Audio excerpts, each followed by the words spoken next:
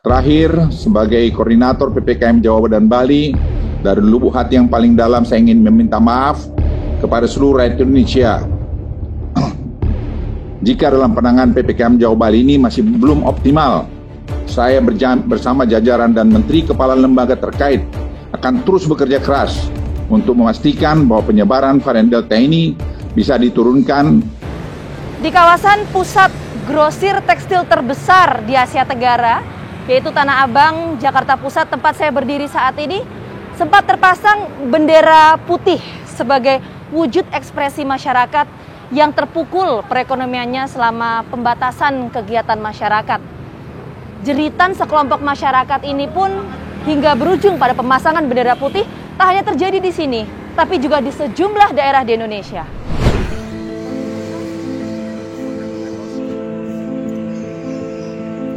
Ada pemandangan tak biasa terlihat di sekitar halaman hotel di Garut.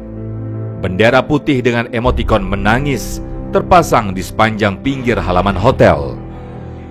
Pemasangan bendera dengan emotikon menangis ini adalah sebuah bentuk protes dari para pengusaha hotel dan restoran di Garut lantaran merasa tercekik dengan aturan pemerintah di masa pandemi COVID-19. Ketua PHRI Garut Deden Rohim menyerahkan semua karyawannya untuk meminta makan kepada negara jika PPKM ini diperpanjang. Kalau seandainya nih PPKM terus diperpanjang gitu kan, ya saya serahkan, hibahkan karyawan saya, semua karyawan. Suruh mereka datang ke negara untuk minta makan. Udah nggak sanggup lagi bro, dari mana gua bayar?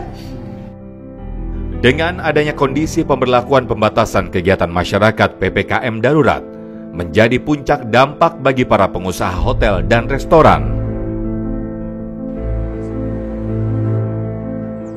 Para pelaku usaha perjalanan wisata di Pati melakukan aksi protes terhadap kebijakan pemberlakuan pembatasan kegiatan masyarakat PPKM yang terus diperpanjang. Mereka melakukan aksi konvoi 8 bus pariwisata yang dipasangi bendera putih di bagian depan serta spanduk protes di bagian samping. Klakson bus juga terus dibunyikan.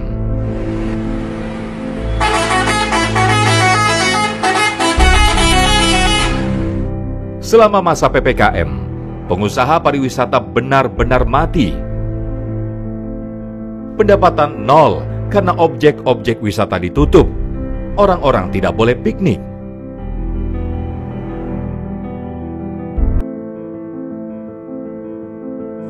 Korban PPKM.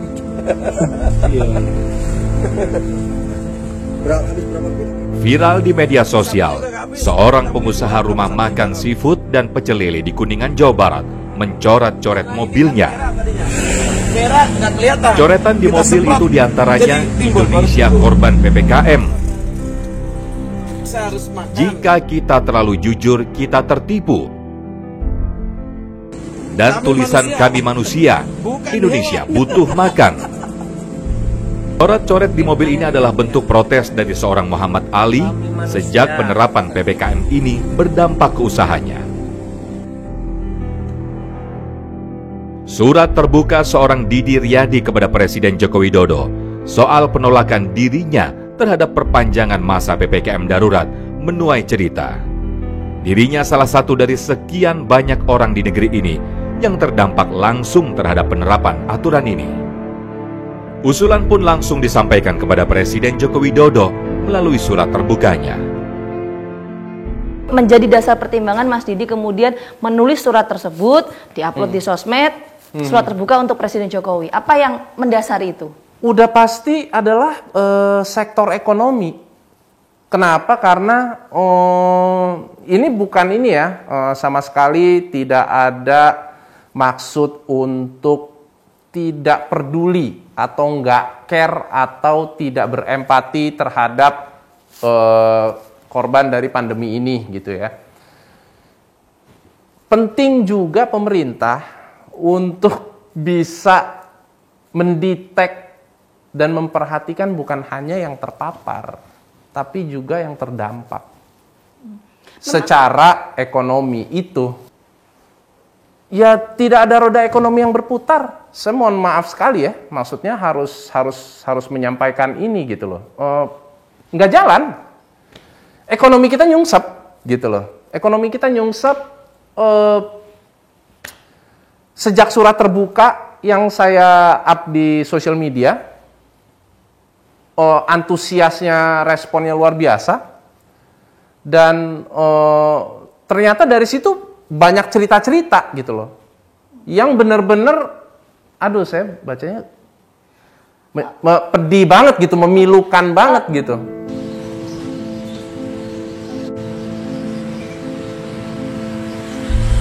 Di Surabaya, perpanjangan PPKM membuat dampak yang tidak baik bagi para pedagang di Jalan Sasak, kawasan Ampel. Pemasangan bendera putih di setiap depan toko adalah bentuk ketidaksanggupan para pedagang menghadapi PPKM ini. Sepi pembeli. Inilah kisah dan suasana yang terlihat di kawasan Ampel semenjak PPKM diterapkan. Tidak bisa dipungkiri, jika penerapan PPKM sangat berdampak kepada para pedagang di kawasan Ampel ini. Oke, Kayak- suara apa yang kemudian disampaikan masyarakat ke Mas Didi sampai kemudian Mas Didi menyimpulkan ini terdampak COVID? Susah. Seberapa susah? Susah banget. Belum lama contoh kayak misalnya salah satu kru saya pinjam duit sama saya. Karena tidak ada pemasukan, dia pinjam duit untuk anak istrinya gitu loh. Tapi di satu sisi dia juga berusaha mengerti, maksudnya saya pun juga lagi nggak ada ya. Kita musisi kan nggak ada yang manggung ya selama pandemi ini gitu loh. Karena itu kan relate dengan keramaian, dengan crowd gitu. Artinya Mas Didi juga ikut terdampak Udah pasti, sudah perpanjangan PPKM ini ya? Sudah pasti. Ini dia, satu orang ini nih. Yang kayak dia kan di seluruh Indonesia banyak. Bukan cuma dia doang gitu loh. Kayak gitu. Nah, ketika wacana PPKM ini waktu itu mau diperpanjang gitu loh. Ya ini mau waduh, saya kaget. Ini mau sampai kapan lagi ya? Gitu loh. Ini dari awal pandemi aja sampai dengan PPKM darurat yang kemarin 3 sampai 20 Juli itu aja.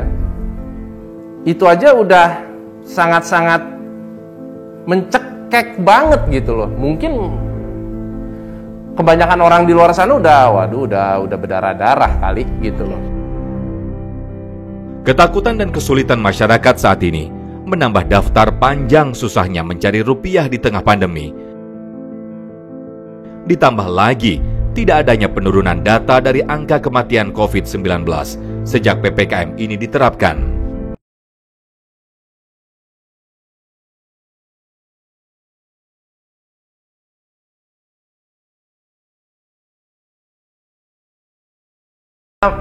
Mau loh dapat kritik, dapat masukan dari masyarakat dan lain-lain.